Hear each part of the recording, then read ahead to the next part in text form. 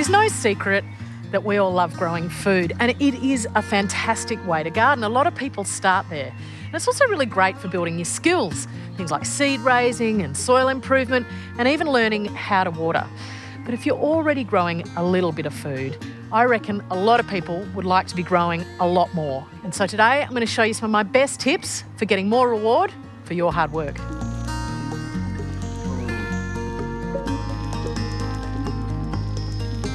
One of the biggest tips I have is to seize every moment, or at least every space. You don't need a traditional vegetable garden like this one to grow food.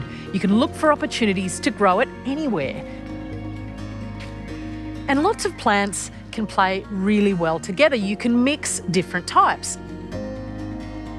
This is essentially a native plant garden bed, but in the centre is an exotic crabapple, produces a lovely big red fruit. Now, not only are they growing well together in those same conditions, but I reckon they look pretty great. And up here, this is a real mixed bag. There's fruit trees like the loquat. I've got asparagus, which I reckon is one of the most ornamental of all the edibles. And then over there, we've got things like fennel, succulents, and olive tree, and even natives growing together. The truth is, you can mix, match, and have lots of fun.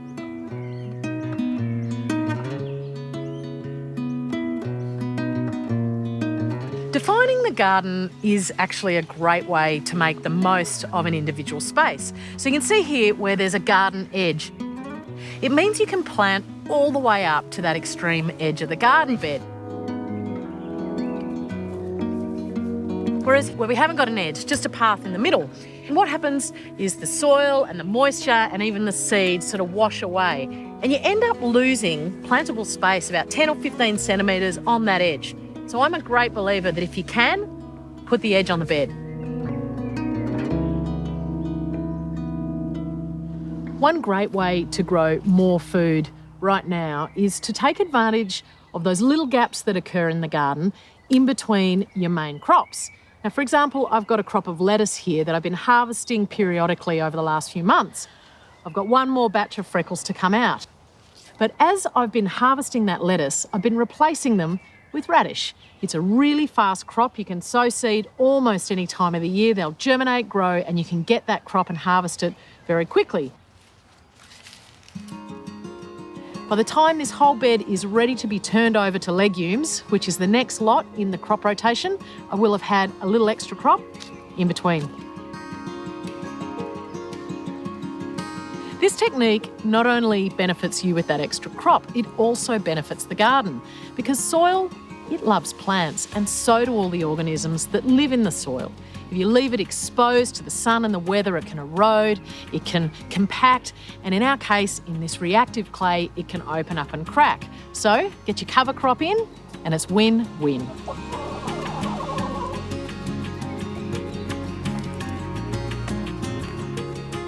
There are times when you will be ready to plant your succession crop, but you won't have any free space in the garden, and that can be a really tricky thing to overcome. The simple way to do it is, of course, to raise some seedlings or semi-mature plants in pots and then transplant them into the garden. Now, these are peas. That's my follow-up for the lettuce, and they hate being transplanted. They don't like being wrenched apart and put into the ground. So instead, I'm using a strip of gutter. And now all I need to do is get the lettuce out and get the peas in.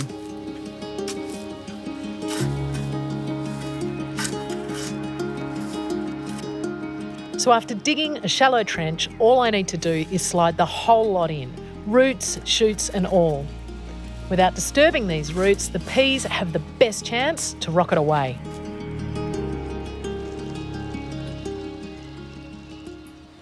And training, corralling, staking, trellising, all of these ways that we control the growth of plants can also increase the amount of produce we get from our garden.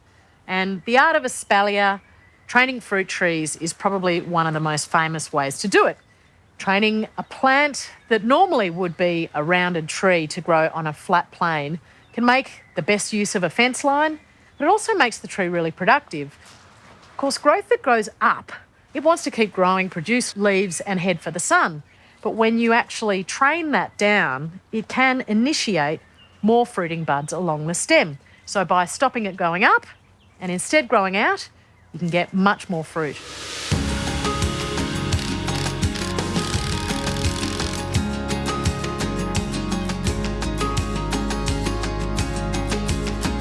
Once you're gardening, it's unlikely you'll ever have enough space for all the plants you want to grow. But if you do a little planning and, of course, use a few of these techniques, you can get a lot more food out of your hard work.